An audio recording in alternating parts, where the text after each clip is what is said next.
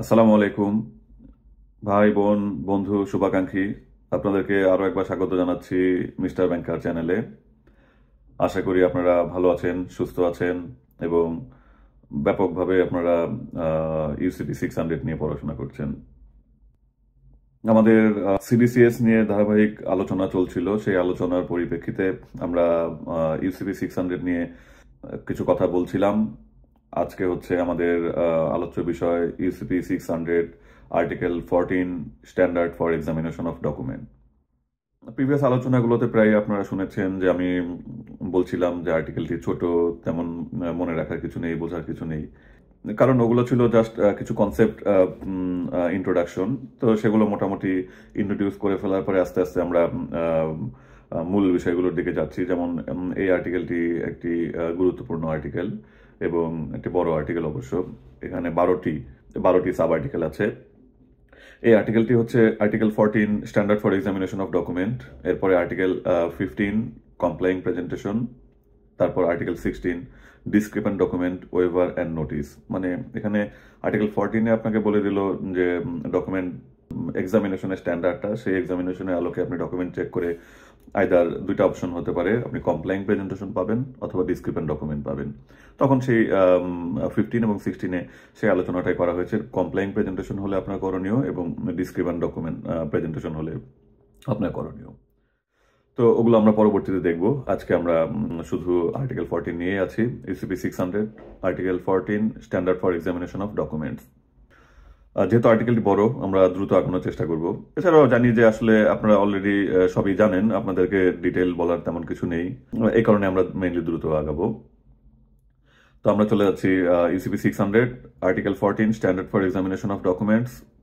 Point A, a nominated bank acting on its nomination, a confirming bank if any, and the issuing bank must examine a presentation to determine on the basis of the documents alone whether or not the documents appear on their face to constitute a complying presentation. UCP 600 একটি বড় আলোচ্য বিষয় হচ্ছে document preparation, presentation, examination.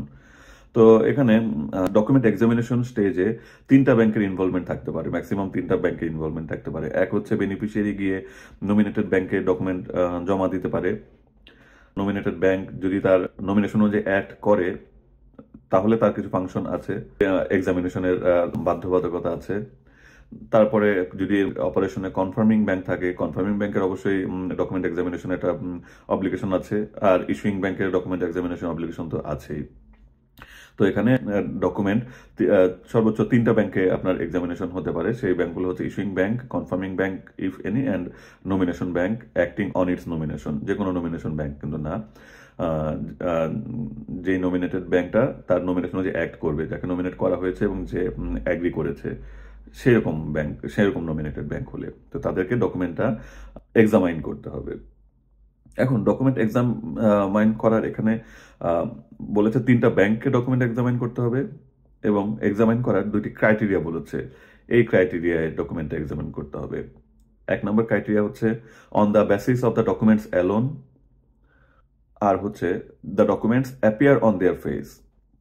এখানে 3টা ব্যাংকের document examine করার দায়িত্ব আছে এবং সেই দায়িত্ব পালনে তাদের 2টি ক্রাইটেরিয়া আছে, on the basis of the documents alone, আর ক্রাইটেরিয়া 2 হচ্ছে অ্যাপিয়ার অন দেয়ার ফেস। এখানে তো আমরা প্রথম ক্রাইটেরিয়াটা দেখি, on the basis of the documents alone. On the basis of the documents alone বলতে এখানে বলা হচ্ছে আপনার এলসিতে যে ডকুমেন্টগুলো চাওয়া হয়েছে সেই ডকুমেন্টগুলো যদি কমপ্লাই করে থাকে, কমপ্লাই করেছে কিনা, সেটাই হচ্ছে এই এক্সামিনেশনের মূল উদ্দেশ্য। এর পেছনে ব্যাকগ্রাউন্ড যাই থাকুক না কেন, অন্য কোনো সোর্স থেকে আপনি যেই তথ্যই পেয়ে থাকুন না কেন, সেগুলো কিন্তু আসলে এখানে আপনার জন্য বিবেচ্য বিষয় হবে না।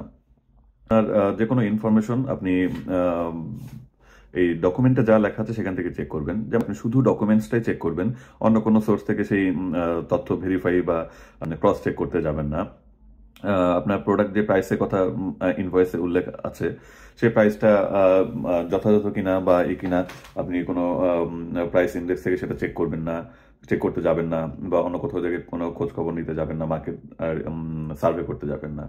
যেমন ডকুমেন্টে সাবমিট করা হলো যে আপনি গার্মেন্টস প্রোডাক্ট এক্সপোর্ট করছেন, তো আপনার কাছে যেই ডকুমেন্ট সাবমিট করা হলো, তখন আপনার কাছে জোরালো বা একজন প্রত্যক্ষদর্শী এসে বললো যে এই শিপমেন্টে যে গার্মেন্টস প্রোডাক্ট যাচ্ছে বলে সব কাগজপত্রে আছে, কিন্তু আমি পুরো শিপমেন্টের সাথেই জড়িত ছিলাম, আমি জানি, বা আমার কাছে ভিডিও প্রমাণও আছে, আমি ছবি তুলে রেখেছি যে আসলে যে শিপমেন্টটা যাচ্ছে, আপনার কাছে যে ডকুমেন্ট সাবমিট করা হয়েছে, সেখানে আসলে কোনো গার্মেন্টস প্রোডাক্ট যায়নি। গার্মেন্টস প্রোডাক্টের আন্ডারে আড়ালে এখানে আসলে চাল রপ্তানি হচ্ছে বা ডাল রপ্তানি হচ্ছে গার্মেন্টস প্রোডাক্টের নামে। আমি এই যে দেখেন, আমি ভিডিও করে এনেছি, আমার কাছে সব প্রমাণ আছে। তো তখনও কিন্তু আসলে আপনার সেই ভিডিও প্রমাণ বিশ্বাস করার, মানে ভিডিও প্রমাণকে গুরুত্ব দেওয়ার কোনো সুযোগ নেই, কারণ এখানে বলে দিয়েছে on the basis of the documents alone. আপনার ডকুমেন্টে যা আছে তাই দেখতে হবে। ডকুমেন্টে বলা আছে গার্মেন্টস প্রোডাক্ট, আপনাকে ধরে নিতে হবে গার্মেন্টস প্রোডাক্ট, ডকুমেন্ট এক্সামাইনও করতে হবে সেই গার্মেন্টস প্রোডাক্ট ধরে নিয়েই। যতই আপনাকে ভিডিও প্রমাণ দিক, প্রত্যক্ষদর্শী এসে বলুক, এখানে কিন্তু আপনার আসলে ভিন্ন কিছু করার সুযোগ নেই। আর দ্বিতীয় কথাটি বলা হচ্ছে whether or not the document appear on their face to constitute কমপ্লাইং presentation. Appear on their face, এই অ্যাপিয়ার অন দেয়ার ফেস মানে কিন্তু আসলে ডকুমেন্টের সামনের পেজ এবং পেছনের পেজ উল্টে দেখা না। এই অ্যাপিয়ার অন দেয়ার ফেস বলতে আসলে ডকুমেন্টের কালার, ফন্ট সাইজ, ডিজাইন এগুলো না। এখানে অ্যাপিয়ার অন দেয়ার ফেস বলতে কিন্তু আসলে সেই ডকুমেন্টের ডাটা কন্টেন্টকেই বোঝানো হচ্ছে, যে এখানে যে ডাটা কন্টেন্ট আছে সেটা এলসি টার্মস এন্ড কন্ডিশনের সাথে ম্যাচ করে কিনা। তো এখানে appear on their face, for example আপনি বিয়ে করতে যাচ্ছেন, এখানে পাত্র বা পাত্রী দেখবেন, সেখানে অ্যাপিয়ার অন দেয়ার ফেস মানে কিন্তু তাদের জাস্ট আপনি চেহারাটা দেখলেন সেটাই না। অ্যাপিয়ার অন দেয়ার ফেস বলতে এখানে টোটাল মেরিটস বা কোয়ালিফিকেশন, পাত্র বা পাত্রী টোটাল মেরিটস বা কোয়ালিফিকেশনটাকেই বোঝানো হচ্ছে, তার কোয়ালিফিকেশন। তবে এখানে আবার আপনি সেই পাত্র পাত্রী দেখতে গিয়ে আরো ইতিহাস ঘাটলে চলবে না। এখানে পাত্র পাত্রীর পার্সোনাল মেরিটসটাই এখানে মেজার করা হচ্ছে। তো অ্যাপিয়ার অন দ্য ফেস বলতে ওইটাই, just not only the their face, বাকি কোয়ালিফিকেশন গুলো এখানে তার ওই অ্যাপিয়ার অন দেয়ার ফেস বলতে তাদের বাকি অ্যাপিয়ারেন্সটাকে বোঝানো হচ্ছে। তো এই হচ্ছে আমাদের UCB 600 article 14 standard for examination of document point 1। আরেকবার বলছি আমরা পয়েন্টটা।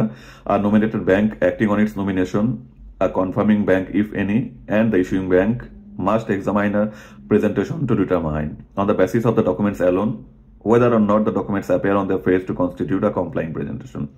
তার মানে ইস্যুইং ব্যাংকের ডকুমেন্ট এক্সামাইন করার রেসপন্সিবিলিটি আছে, কনফার্মিং ব্যাংক যদি থেকে থাকে তারও ডকুমেন্ট এক্সামাইন করার রেসপন্সিবিলিটি আছে, আর nominated bank acting on its nomination তারও ডকুমেন্ট এক্সামাইন করার বাধ্যবাধকতা আছে। তো যে নমিনেটেড ব্যাংক তার নমিনেশন অনুযায়ী অ্যাক্ট করবে না, তার কিন্তু ডকুমেন্ট এক্সামাইন করার কোনো বাধ্যবাধকতা নেই। কিন্তু যে তার নমিনেশন অনুযায়ী অ্যাক্ট করতে চায় বা প্রিভিয়াসলি কমিউনিকেট করেছে যে সে নমিনেশন অনুযায়ী অ্যাক্ট করবে, তার কিন্তু ডকুমেন্ট এক্সামিনেশনের বাধ্যবাধকতা আছে। এবং এই এক্সামিনেশনের ক্রাইটেরিয়া হচ্ছে দুটি, on the basis of the documents alone, আর ক্রাইটেরিয়া 2 হচ্ছে whether or not the documents appear on their face to constitute a complying presentation. তো আপনাকে এই চেক করতে গেলে শুধু ডকুমেন্টটাকে দেখতে হবে, অন্য কোনো রেফারেন্স বা অন্য কোনো সোর্স থেকে ডাটা ক্রস চেক করার প্রয়োজন নেই বা করতে হবে না। আর হচ্ছে অ্যাপারেন্টলি ডকুমেন্টের কন্টেন্টটাই আপনাকে চেক করতে হবে। অন্য যেখান থেকে যেই প্রমাণ আসুক বা যেই জোরালো দাবি আসুক না কেন, ডকুমেন্টের কন্টেন্ট যদি এলসির সাথে বা ইন্টারন্যাশনাল স্ট্যান্ডার্ড ব্যাংকিং প্র্যাকটিসের সাথে সামঞ্জস্যপূর্ণ হয়, দ্যাটস ইট, ডকুমেন্ট কমপ্লাইং। আপনি ডকুমেন্টের বাইরে অন্য কোথাও গিয়ে ফার্দার ইনভেস্টিগেট করবেন না। ব্যাংকের দায়িত্ব হচ্ছে এলসি টার্মস অ্যান্ড কন্ডিশন এবং ইউসিপি এবং ইন্টারন্যাশনাল স্ট্যান্ডার্ড ব্যাংকিং প্র্যাকটিসের সাথে ডকুমেন্ট কম্পেয়ার করা, আপনার ইনভেস্টিগেট করা না। ইনভেস্টিগেশনের দায়িত্ব অন্যান্য ডিপার্টমেন্ট বা অন্যান্য পেশাজীবীদের উপর ন্যস্ত। আমরা চলে যাচ্ছি পয়েন্ট বিতে। A nominated bank acting on its nomination, a confirming bank if any, and the issuing bank shall each have a maximum of 5 banking days following the day of presentation to determine if a presentation is complying. This period is not curtailed or otherwise affected by the occurrence on or after the date of presentation of an expiry date or last day for presentation.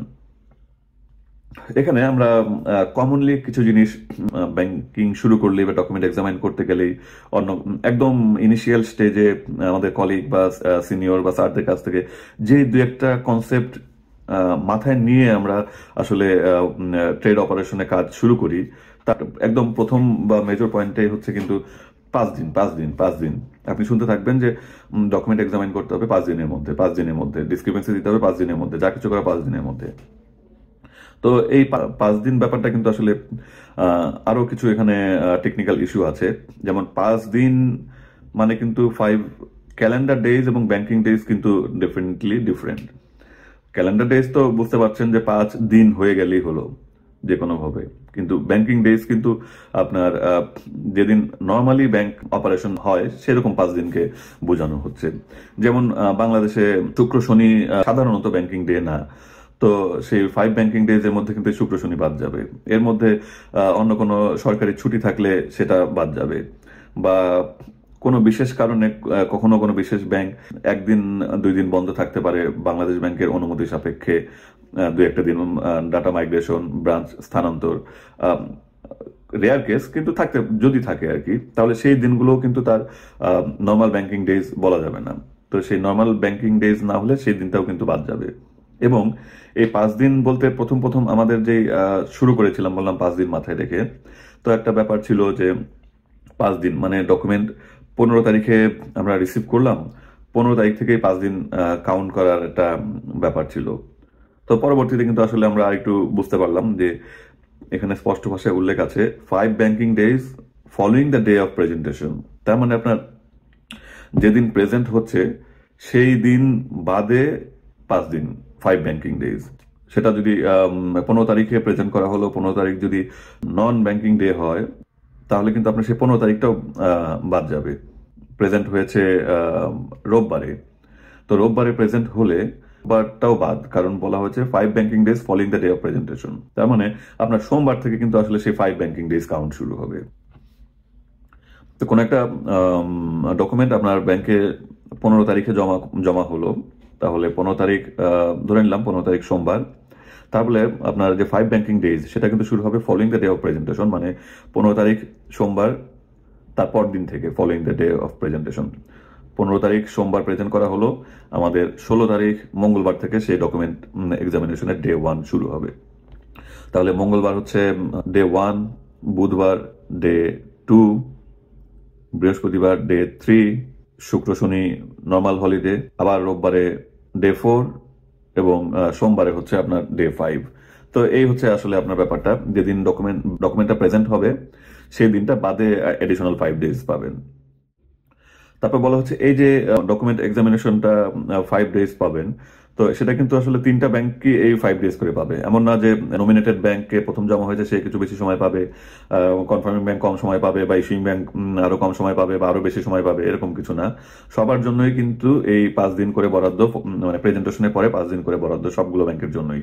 তার মানে ধরে নিই যে যদি সবাই এই পেসে এগোতে থাকে, 5 দিন করে সময় নেয় প্রেজেন্টেশনের পরে, তাহলে কিন্তু আপনার 3টা ব্যাংকে শুধু ডকুমেন্ট এক্সামিনেশনে এখানে আপনার 3, 6, 18 দিন লেগে যেতে পারে। কারণ যেদিন প্রেজেন্ট করবে তারপরে 5 দিন নমিনেটেড ব্যাংক এর মধ্যে প্রসেস করলো, যদি ট্রানজিটে কোনো সময় নাও লাগে, আবার কনফার্মিং ব্যাংক ডকুমেন্ট পেলো, তারপরের 5 দিন সে এক্সামিনেশন করার টাইম পেলো, সেও যদি 5th ডেতে এক্সামিনেশন কমপ্লিট করে, আবার ইস্যুইং ব্যাংক যদি ট্রানজিটে কোনো টাইম নাও লাগে, তাও কিন্তু এভাবে আসলে আপনার 3, 6, 18 দিন লেগে যেতে পারে।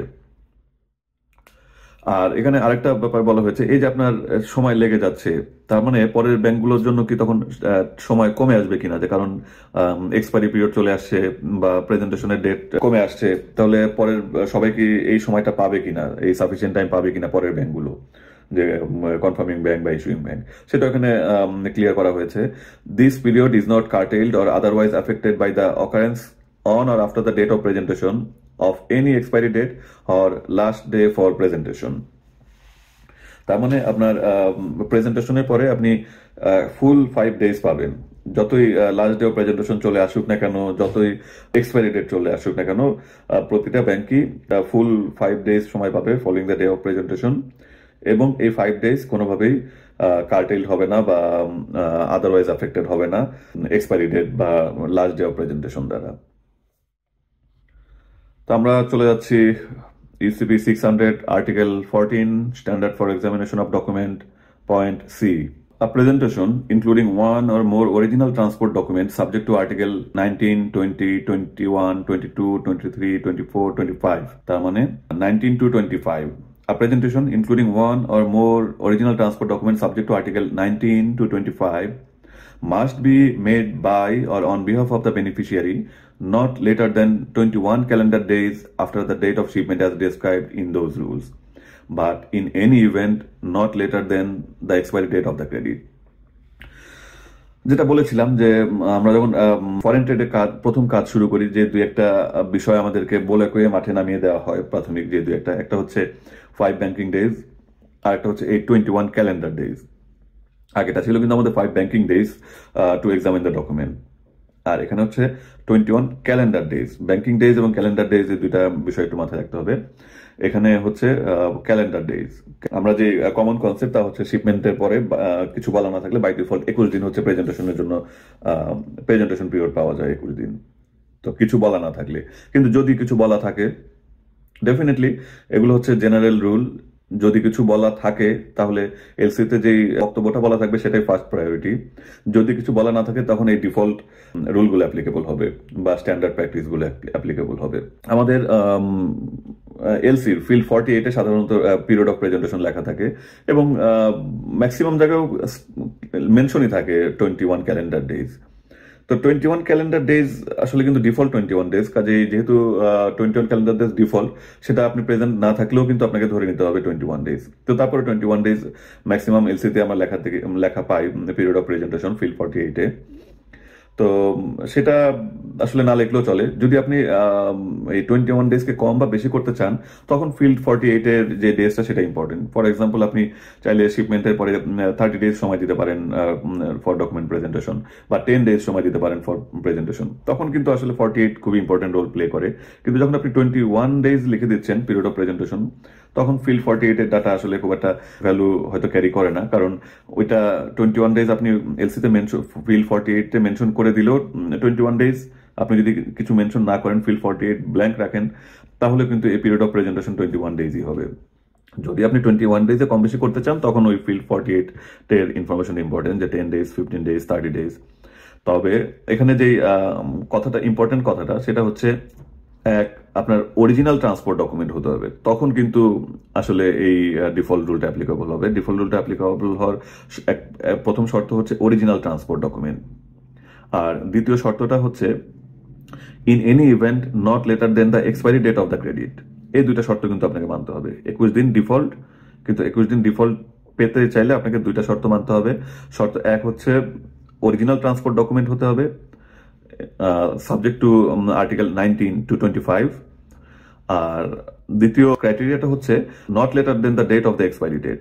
ফর এক্সাম্পল, আপনার এলসির এক্সপায়ারি ডেট হচ্ছে 30 জুন, আপনার লেটেস্ট শিপমেন্ট ডেট হচ্ছে 20 জুন, তখন কিন্তু আপনি বলতে পারবেন না যে আমি শিপমেন্টের পরে আবার 21 দিন সময় পাবো, কারণ তাহলে সেটা আপনার যে দুইটা রুল, সে দ্বিতীয় রুলটা ভায়োলেট করে যাচ্ছে, যে not later than the date of the expiry date.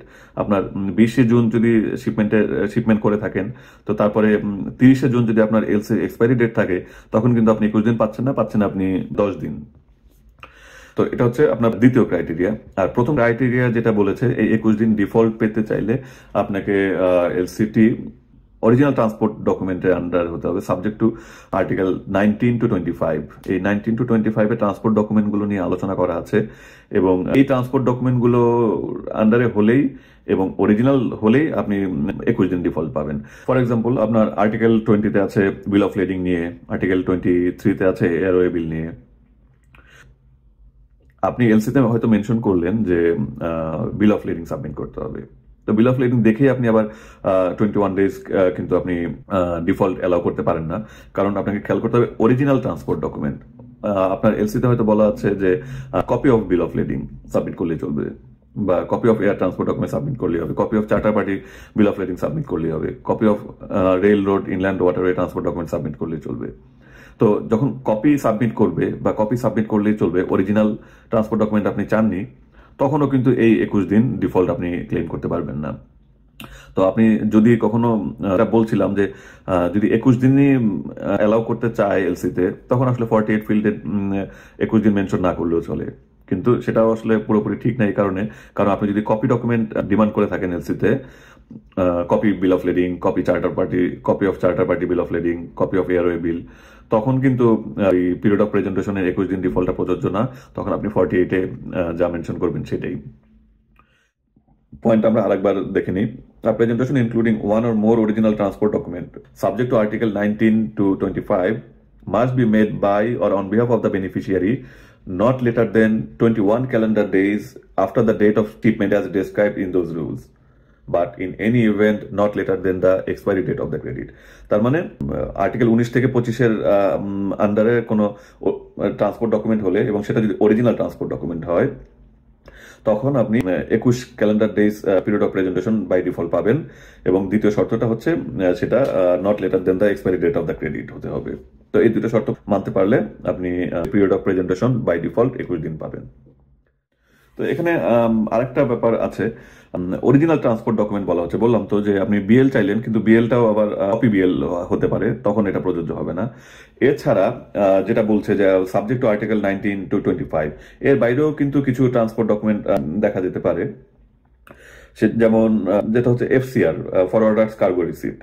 তো এটা আমরা হয়তো অনেক সময় দেখি, কিন্তু এটাকে কিন্তু সেই ইউসিবির আন্ডারে যে ট্রান্সপোর্ট ডকুমেন্ট গুলো বলা আছে তার বাইরে কিন্তু এই ফরওয়ার্ডার্স কার্গো রিসিপ্ট। তো এই এফসিআর যদি আপনার এলসিতে চাওয়া হয়, তখনও কিন্তু এই 21 ক্যালেন্ডার ডেজ প্রযোজ্য নয়। আর বাকিটা তো বললামই, যখন ইউসিবির আন্ডারে ট্রান্সপোর্ট ডকুমেন্টে কোনো একটা চাওয়া হয়েছে কিন্তু কপি চাওয়া হয়েছে, তখনও এটা প্রযোজ্য নয়। এখানে আরেকটা বিষয় এখানে বলে রাখা যায়, তা হচ্ছে স্টেল ডকুমেন্ট অ্যাকসেপ্টেবল অনেক সময় এলসিতে পাওয়া যায়। সেটা হচ্ছে আপনার পিরিয়ড অফ প্রেজেন্টেশনের যে ডেট বলা আছে সেই ডেট পার হয়ে যায়, কিন্তু এলসির এক্সপায়ারির মধ্যে থাকে, তখন সেই ডকুমেন্টটাকে প্রেজেন্ট করলে সেটাকে আসলে স্টেল ডকুমেন্ট বলা যায়। এবং অনেক সময় এলসিতে আপনি এই ক্লজটি পাবেন, স্টেল ডকুমেন্ট অ্যাকসেপ্টেবল। ফর এক্সাম্পল, আপনার পিরিয়ড অফ প্রেজেন্টেশন হচ্ছে 21 ডেজ, আপনার এলসির এক্সপায়ারি ডেট হচ্ছে 30th জুন, আর আপনার শিপমেন্ট ডেট হচ্ছে 5th জুন। তো 5th জুন যদি হয় আর আপনার পিরিয়ড অফ প্রেজেন্টেশন 21 ডেজ হয়, তাহলে আপনার লেটেস্ট ডেট অফ প্রেজেন্টেশন হচ্ছে আসলে 26th জুন, কিন্তু 30th জুন হচ্ছে এলসি এক্সপায়ারি ডেট। আপনি যদি 27th বা 28th জুনে যদি কোনো ডকুমেন্ট প্রেজেন্ট করেন, তাহলে সেটা কিন্তু আসলে ওই পিরিয়ড অফ প্রেজেন্টেশন ডেটের বাইরে চলে গেল, লেট প্রেজেন্টেশন দোষে দুষ্ট হয়ে গেল। তবে এলসিতে যদি কন্ডিশন থাকে স্টেল ডকুমেন্ট অ্যাকসেপ্টেবল, তখন কিন্তু আপনি আসলে 21 দিনের পরে কিন্তু উইদিন দ্য এক্সপায়ারি ডেট যদি কোনো ডকুমেন্ট প্রেজেন্ট হয়, সেটাকেও কিন্তু আপনি অ্যাকসেপ্ট করে নেবেন, ডিসক্রিপেন্সি এখানে কোড করা যাবে না। তো এই আমরা দুটি ডেট জানলাম, যে আমরা বললাম যে ফরেন ট্রেডে কাজ শুরু করলে যেই দুই একটা ইনফরমেশন, প্রাইমারি ইনফরমেশন নিয়ে আমরা শুরু করি, তার একটা হচ্ছে এই 5 ডেজ, আর একটা হচ্ছে এই 21 ডেজ। তো আগেটা ছিল 5 ব্যাংকিং ডেজ, এখানে 21 ক্যালেন্ডার ডেজ। তো এরপর আমরা চলে যাচ্ছি UCB 600 article 14 standard for examination of documents, point D. Data in a document, when read in context with the credit, the document itself, and international standard banking practice, need not to be identical to, but must not conflict with data in that document, any other stipulated document, or the credit. এখানে প্রথম লাইনে আপনাদের জন্য একটা important hint আছে, তা হচ্ছে data in a document when read in context with the credit, the document itself, and the international standard banking practice.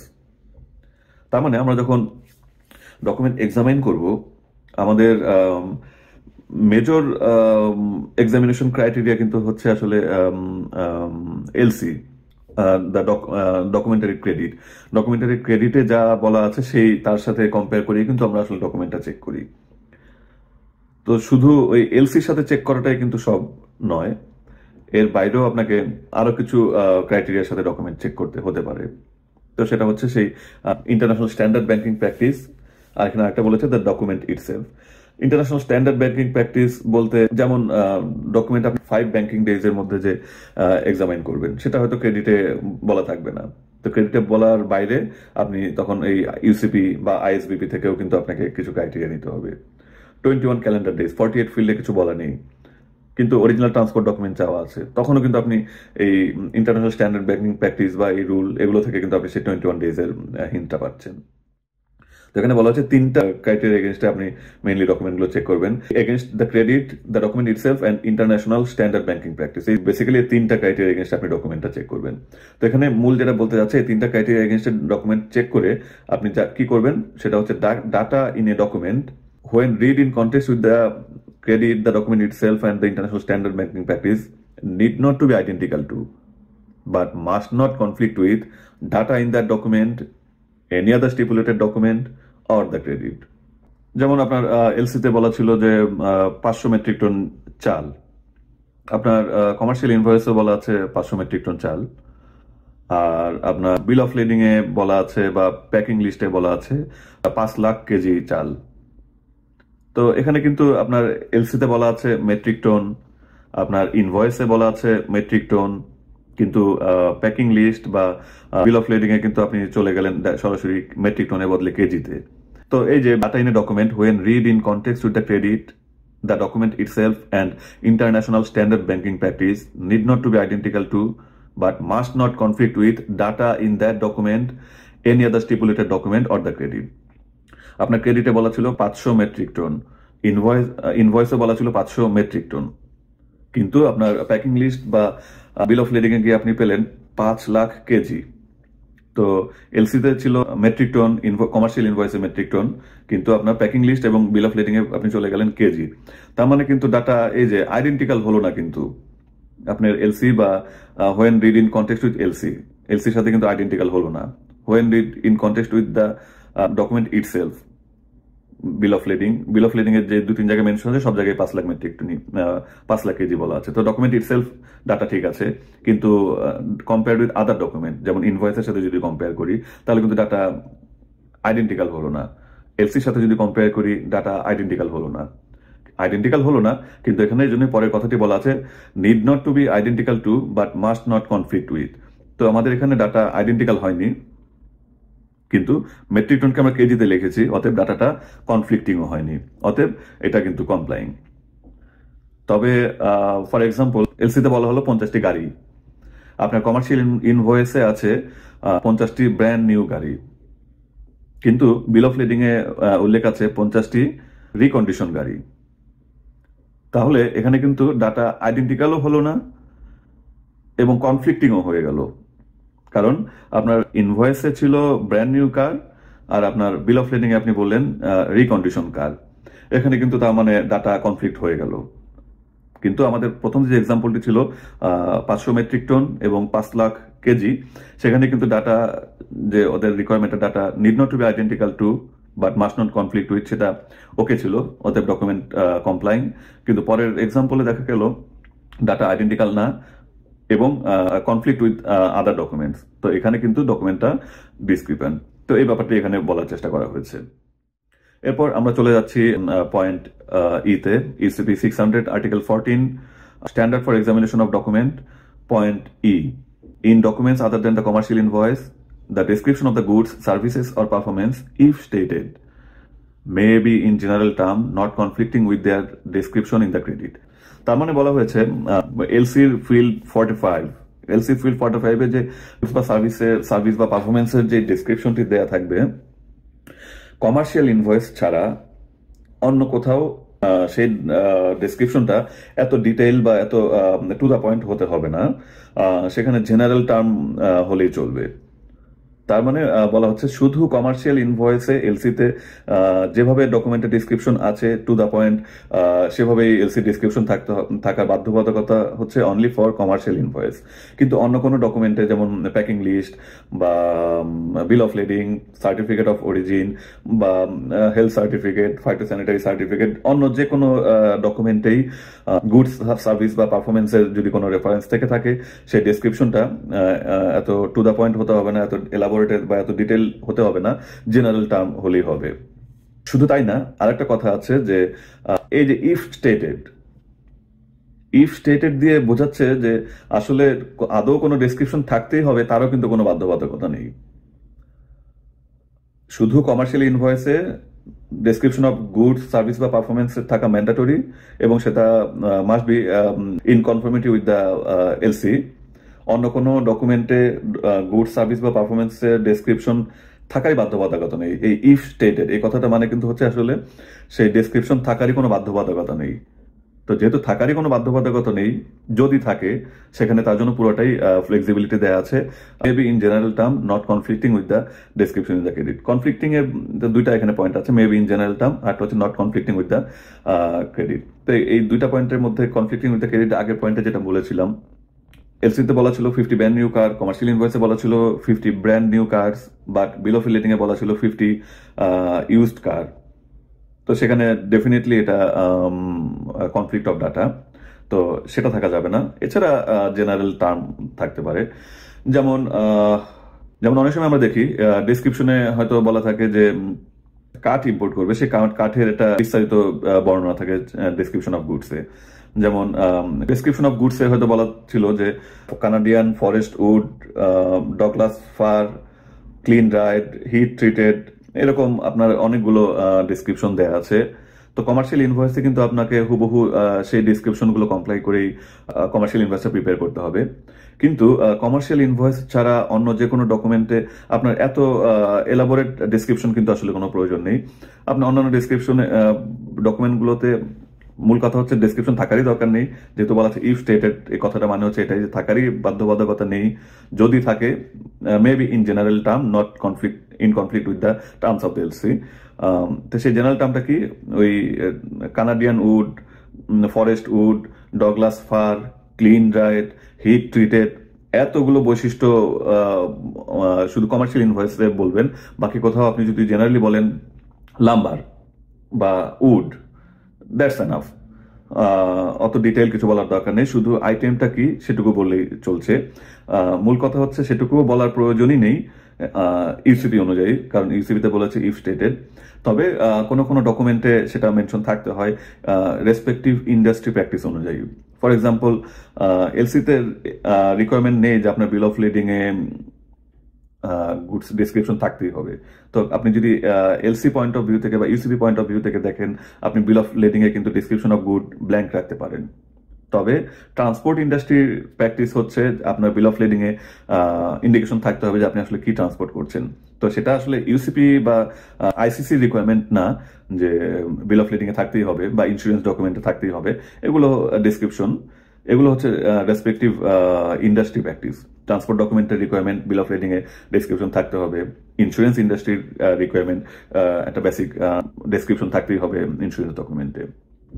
তো সেই এলসি যদিও আপনাকে ওয়েভার দিয়েছে যে থাকতে হবে, বাধ্যবাধকতা নেই, কিন্তু সেই রেসপেক্টিভ ইন্ডাস্ট্রি প্র্যাকটিসের কারণে সেই সব ডকুমেন্টগুলোতে ডেসক্রিপশন অফ গুডস কিছুটা থাকতে হয়, এবং যে থাকতে হয় সেটা ইন্ডাস্ট্রি রিকোয়ারমেন্ট, কিন্তু সেটা can be in general term, not in conflict with the terms of the LC. এরপর আমরা চলে যাচ্ছি আমাদের পরবর্তী পয়েন্টে, point F. If a credit requires presentation of a document other than a transport document, insurance document, or commercial invoice, without stipulating by whom the document is to be issued or its data content, bank will accept the document as presented if its content appear to fulfill the function of the required document and otherwise complies with sub-article 14D.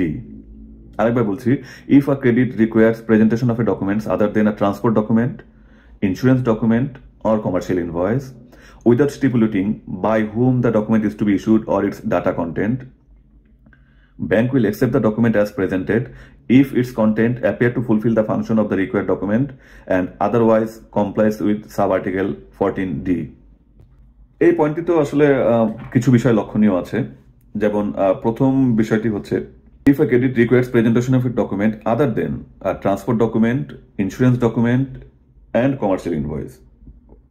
তার মানে transport document, insurance document এবং commercial invoice ছাড়া অন্য কোনো ডকুমেন্টের কথা যদি বলা হয়, সেটা নিয়ে এখানে আলোচনা করা হয়েছে। এই তিনটি ডকুমেন্ট নিয়ে আলোচনা করা হয়নি। কি কি? ইন্স্যুরেন্স ডকুমেন্ট, ট্রান্সপোর্ট ডকুমেন্ট এবং কমার্শিয়াল ইনভয়েস। এই তিনটি ডকুমেন্ট নিয়ে এই পয়েন্টে আলোচনা করা হয়নি, কারণ এই তিনটি ডকুমেন্ট নিয়ে ইউসিপিতে সেপারেট আর্টিকেল আছে। যেমন কমার্শিয়াল ইনভয়েস আলোচনা করা হয়েছে আর্টিকেল 18-এ, ট্রান্সপোর্ট ডকুমেন্ট নিয়ে বেশ কয়েকটি আর্টিকেল আছে, আর্টিকেল 19 to 25, ইন্স্যুরেন্স ডকুমেন্ট নিয়ে আছে আর্টিকেল 28। তো যেহেতু স্পেসিফিক আর্টিকেল আছে এই 3টি ডকুমেন্ট নিয়ে, কাজে এই 3টি ডকুমেন্ট ছাড়া বাকি ডকুমেন্টগুলোর কথা বলা হয়েছে কিন্তু আমাদের এই আর্টিকেল এফ এ। তো এই বিষয়টা নোট করার পরে আমরা চলে যাচ্ছি যে আসলে কি বলতে চেয়েছে। If a credit requires presentation of a document other than a transport document, insurance document, or commercial invoice, without stipulating by whom the document is to be issued or its data content, bank will accept the document as presented if its content appear to fulfill the function of the required document and otherwise complies with sub-article 14E. এই 3টি document ছাড়া অন্য কোনো document যদি এলসিতে required থাকে, সেখানে এলসিতে সাথে সাথে এটাও মেনশন করা থাকতে হবে যে who will issue the document এবং what will be the data content of that document. তো এই দুটি বিষয় কিন্তু আসলে মেনশন করা থাকতে হবে এলসির সেই পয়েন্টটিতেই। যেমন ধরে নিলাম যে সার্টিফিকেট অফ অরিজিনের কথা বলা হচ্ছে। এই সার্টিফিকেট অফ অরিজিন কিন্তু আমাদের এই উল্লেখিত 3টি ডকুমেন্টের বাইরে, কমার্শিয়াল ইনভয়েস, ট্রান্সপোর্ট ডকুমেন্ট এবং ইন্স্যুরেন্স ডকুমেন্ট, এই 3টি ডকুমেন্টের বাইরে হচ্ছে সার্টিফিকেট অফ অরিজিন বা প্যাকিং লিস্ট, ফাইটোস্যানিটারি সার্টিফিকেট বা হেলথ সার্টিফিকেট। এগুলো কিন্তু হচ্ছে আসলে এই ডকুমেন্টগুলোর বাইরে। তো এই ডকুমেন্টগুলোর বাইরে যখন আপনি এই অ্যাডিশনাল 3টি ডকুমেন্টের বাইরে যখন আপনি অ্যাডিশনাল ডকুমেন্টগুলি চাইবেন, for example certificate of origin চাচ্ছেন, এলসিতে তখন অবশ্যই মেনশন করা থাকতে হবে যে who will issue this certificate of origin. সাথে আরেকটা জিনিস মেনশন করা থাকতে হবে যে what will be the data content of this certificate of origin. এই দুটির বিষয় মেনশন করা থাকতে হবে এবং আপনি যখন ডকুমেন্ট এক্সামাইন করবেন তখন সেই ক্রাইটেরিয়া অনুযায়ী কিন্তু আপনি আসলে ডকুমেন্ট এক্সামাইন করবেন। এরপরে বলা হচ্ছে যে যদি এলসিতে সেই 3টি ডকুমেন্টের বাইরে অন্য কোনো ডকুমেন্ট চাওয়া হয়, যেমন এক্সাম্পল হিসেবে বললাম সার্টিফিকেট অফ অরিজিন চাওয়া হয়, কিন্তু কে ইস্যু করবে বা এর ডাটা কন্টেন্ট কি হবে সেটি উল্লেখ করা না থাকে, তখন কি হবে? তো তখন বলে দিয়েছে bank will accept the document as presented if its content appear to fulfill the function of the required document and otherwise complies with sub-article 14D. তো যদি মেনশন করা না থাকে যে কে ইস্যু করবে এবং ডাটা কন্টেন্ট কি হবে, তাহলে ব্যাংক ডকুমেন্টটাকে যেভাবে প্রেজেন্ট করেছে সেভাবে অ্যাকসেপ্ট করবে। শুধু একটা ক্রাইটেরিয়া ব্যাংক চেক করবে যে ফুলফিল ফাংশন, যে ডকুমেন্টটার যে পারপাস, সেই পারপাসটা সার্ভ করছে কিনা, সেই রিকোয়ারমেন্টটা ফুলফিল করছে কিনা, এবং সাব আর্টিকেল ডি, এই দুইটার বিষয় কিন্তু চেক করবে। যেমন আপনি সার্টিফিকেট অফ অরিজিন চাইলেন কিন্তু আর কিছু বলা নেই, তখন বলা হয়েছে কি bank will accept the document as presented. K issue করলো সেটা যেহেতু বলা নেই, তো চেম্বার অফ কমার্স ইস্যু করবে নাকি বেনিফিশিয়ারি নিজেই ইস্যু করবে সেটা যেহেতু বলা নেই, যে কেউ ইস্যু করলে ব্যাংক সেটাকে অ্যাকসেপ্ট করবে। এবং এ ধরনের স্পেসিফিক কোনো মেনশন না থাকলে সাধারণত দেখা যায় যে বেনিফিশিয়ারি নিজেই সেটা ইস্যু করে থাকে। তো bank will accept the document as presented, একটা কথা, কিন্তু এখানে একটা রিকোয়ারমেন্ট আছে, if the content of the document appear to fulfil the function of the required document. এখন আপনার সার্টিফিকেট অফ অরিজিনের ফাংশন আমরা জেনারেল সেন্সে বুঝতে পারছি যে গুডসটা প্রডিউস হয়েছে কোথায় বা অরিজিনেট হয়েছে কোথায়, সেই ধরনের কোনো ইন্ডিকেশন থাকতে হবে। এখন আপনি লিখলেন সার্টিফিকেট অফ অরিজিন, এলসিতে যেহেতু ডাটা কন্টেন্ট উল্লেখ করা নেই, আপনি সেটার অ্যাডভান্টেজ নিতে গিয়ে সেখানে শিপমেন্ট ডিটেল লিখে রাখলেন, port of loading, port of discharge, vessel name, এই ধরনের ডাটা দিয়ে আপনি সার্টিফিকেট অফ অরিজিন তৈরি করে ফেললেন। তাহলে কিন্তু সেটা কমপ্লাইন হলো না এই গ্রাউন্ডে যে অ্যাপিয়ার টু ফুলফিল ফাংশনটা সে কিন্তু কমপ্লাই করলো না। এই গ্রাউন্ডে যদিও বলা নেই যে কে ইস্যু করবে, ডাটা কন্টেন্ট কি থাকবে, তারপরেও সার্টিফিকেট অফ অরিজিন মানেই একটা কমন রিকোয়ারমেন্ট বোঝা যায় যে এখানে গুডসের অরিজিন নিয়ে কোনো ডিসকাশন থাকবে, কোনো ইন্ডিকেশন থাকবে।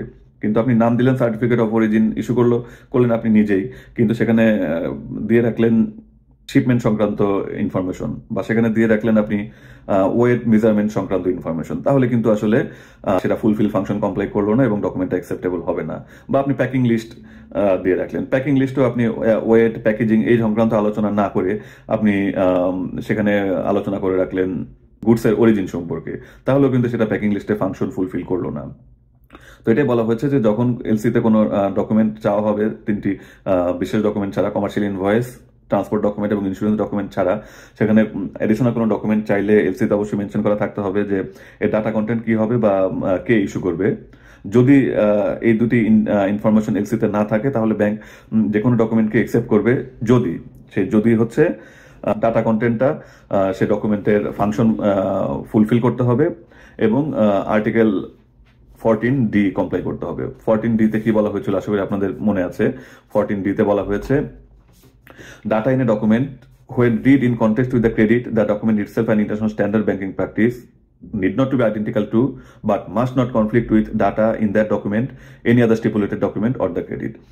তার মানে এলসিতে যখন কোনো ডকুমেন্ট চাওয়া হবে কিন্তু ইস্যুয়ার বা ডাটা কন্টেন্ট সম্পর্কে উল্লেখ করা থাকবে না, তখন ব্যাংক যে কোনো ডকুমেন্টই যে কেউ ইস্যু করলে সে ডকুমেন্ট অ্যাকসেপ্ট করবে যদি হচ্ছে ফুলফিল ফাংশনটা সে কমপ্লাই করে। ফুলফিল ফাংশন হচ্ছে ডকুমেন্টের যা পারপাস, ডকুমেন্টের যা অবজেক্টিভ সেটুকু ফুলফিল করলেই হলো। তো অবজেক্টিভ বলতে আমরা কমন সেন্সে যা বুঝি সেটাই। কমার্শিয়াল প্যাকিং লিস্ট হলে সেখানে প্যাকেজিং সংক্রান্ত, ওয়েট সংক্রান্ত বিষয় আসে থাকবে। সার্টিফিকেট অফ অরিজিন হলে সেখানে গুডসের সোর্সিং সম্পর্কে কোনো ইনফরমেশন থাকবে, বা হেলথ সার্টিফিকেট হলে হেলথ রিলেটেড ব্যাপার স্যাপার থাকবে। এই ফাংশন ফুলফিল করলে মোটামুটি হয়ে যাবে, এবং মোটামুটি করলেই হবে, কারণ এখানে বলা হয়েছে if it's content appear to fulfil the function of the required document, appear to fulfil the function of the, তো মোটামুটি কমপ্লাই করলেই কিন্তু সেই ডকুমেন্টগুলো অ্যাকসেপ্টেড হবে। এই বিষয়ে আরেকটা কথা বলা যায় যে appear to fulfil the function, তো সেই ফুলফিল দ্য ফাংশনের মধ্যে যেমন আপনি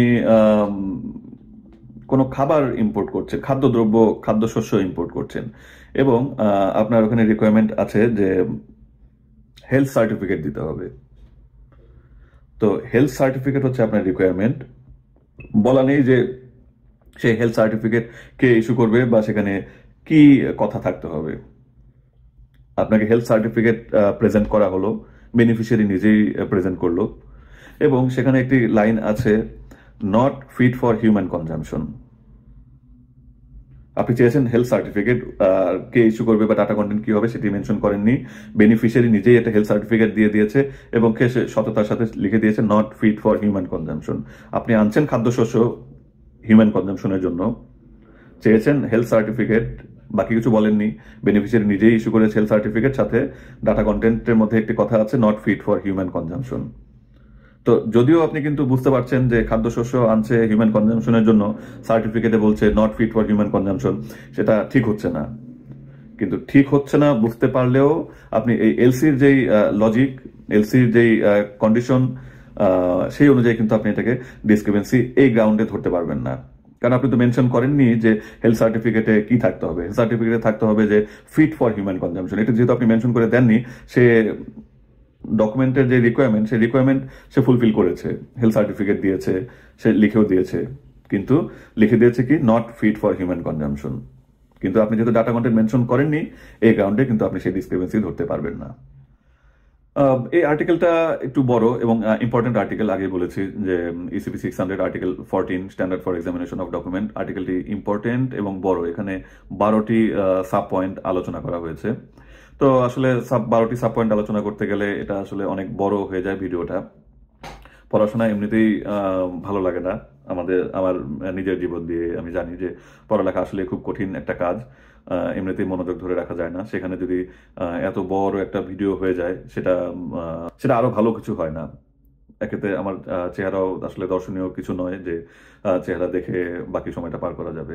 তো সব মিলিয়ে আমার কাছে আসলে মনে হয়েছে যেহেতু 12টি আর্টিকেল 1-1.5 ঘন্টা আলোচনা হয়ে যায়, এটাকে স্প্লিট করে 2 ভাগ করাটাই আমার কাছে বেটার মনে হয়েছে।